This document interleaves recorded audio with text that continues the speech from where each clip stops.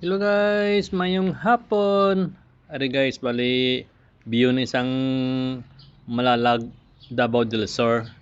Bali dito na siya sa may pagadto sa ilang Peaceport. Ari among ginasagin tuyo kadtuan para makita ang ilad diri mga view kag kung ano kanami ang ilad nga area sa palibot.